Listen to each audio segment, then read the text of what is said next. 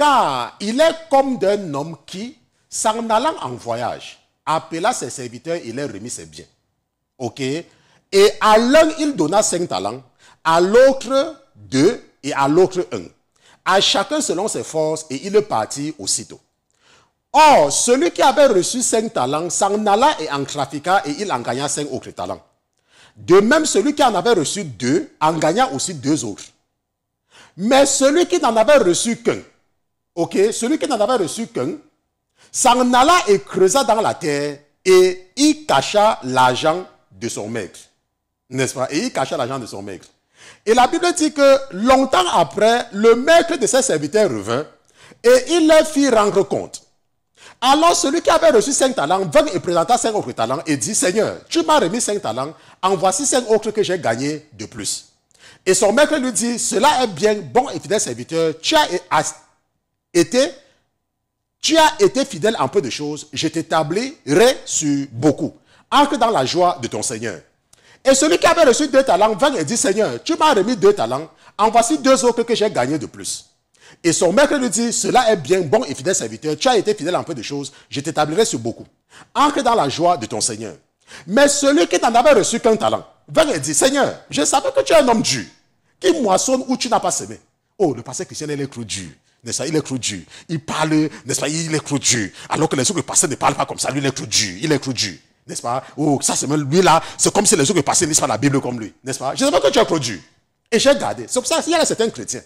Ils n'évangélisent pas, ça veut dire qu'ils ne présentent pas la vérité aux gens parce qu'ils disent qu'on va les qualifier. On va dire que, toi tu es trop dur. N'est-ce pas? Tu présentes, pourquoi le pasteur là, quand tu parles chez lui, prie seulement pour toi, il ne dit pas de faire ceci. Toi, le pasteur là, quand tu parles le voir pour qu'il prie pour toi, il te dit d'abord que ne fais pas ça, ne fais pas ça, ne fais pas ça, que tu es trop dur. N'est-ce pas? Et il dit, Seigneur, je savais que tu es un homme dur. J'ai préféré moi me contenter de l'équipe de prière. Oh, je savais que tu es trop dur. J'ai préféré moi seulement balayer l'église. Je savais que tu es trop dur. J'ai préféré moi seulement ne pas faire ceci. Je savais que tu es trop dur. Je savais que tu es trop dur. Je savais que... Non, les gens ne m'écoutaient pas quand je parlais. Hein. Quand ils disaient que ne portez pas les pantalons, les gens disaient que il y a le pantalon des femmes. Tu es trop dur, tu es trop dur. N'est-ce pas? C'est ce que... Où tu n'as pas semé et qui recueille où tu n'as pas répandu. Et la Bible dit que c'est pourquoi, te craignant, je suis allé et j'ai caché ton talent dans la terre. Je me suis contenté, on m'a parlé de Jésus, je me suis fait baptiser. Et je ne voulais plus, j'aimais ma femme, je faisais ça, je prenais mes enfants et partais à l'église avec eux. Nous, on avait les preuves personnes à l'église, n'est-ce pas? Même quand on voyait qu'il y avait les preuves à l'église, on dit que le pasteur va s'occuper de ça. Non, c'est tel, va voir telle personne, je ne faisais moi rien. Chrétien incompétent. La Bible dit que c'est pourquoi, te craignant, je suis allé et j'ai caché ton talent dans la terre. Voici ce qui est à toi. Mais écoute, toi le chrétien qui ne fait aucun effort pour gagner les âmes à Jésus. N'est-ce pas? À cause de ton confort. Voilà ce que la Bible lui dit. Et son maître lui répondit, méchant et paresseux serviteur. Méchant et paresseux. Méchant. La Bible dit que tu es méchant. La Bible dit que toi qui vois quelqu'un vivre dans le péché et tu ne lui dis rien à cause de votre amitié, la Bible dit que tu es méchant. Que tu es méchant, que tu es méchant, que tu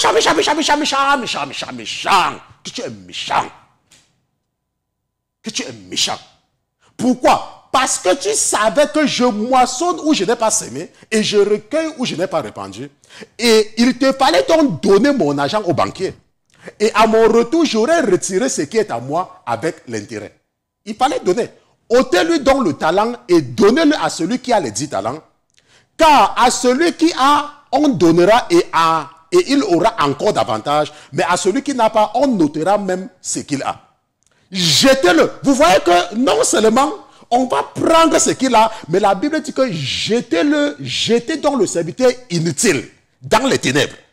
Ça veut dire quoi? Ça veut dire que si tu es un chrétien et que tu n'as gagné aucune âme, depuis que tu as donné ta vie à Jésus, ça veut dire que s'il n'y a pas quelqu'un que tu as amené à Jésus par ton comportement, par ta façon d'être, s'il n'y a personne qui est capable d'être reconnu au ciel comme étant quelqu'un qui a accepté Jésus à cause de toi, la Bible dit que toi-même, tu ne pars pas au paradis.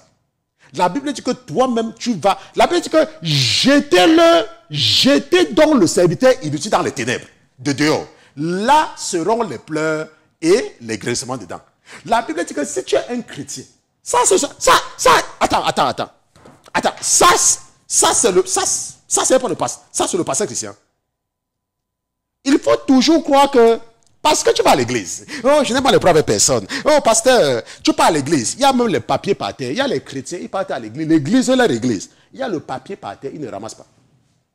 Je vous dis ce que j'ai vu. En 8 ans, j'ai vu. Moi, j'ai vu. Quelque chose tombe par terre dans l'église. Même sont courbés pour ramasser le papier. Le papier dans l'église. Ils ne ramassent même pas le papier.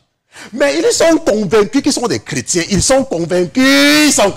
Oh, pasteur Christian, je ne mets pas les faux cheveux, pasteur. Je ne mets pas les faux cheveux, pasteur. Oh, pasteur, vous avez dit qu'on ne met pas les pantalons, pasteur. Je ne mets plus les pantalons, pasteur. Oh, pasteur, maintenant je m'habille bien, pasteur.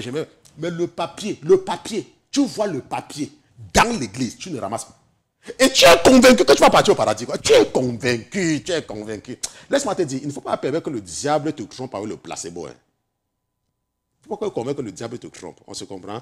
Donc, c'était donc ça le sujet de cette étude biblique. Nous avons donc terminé.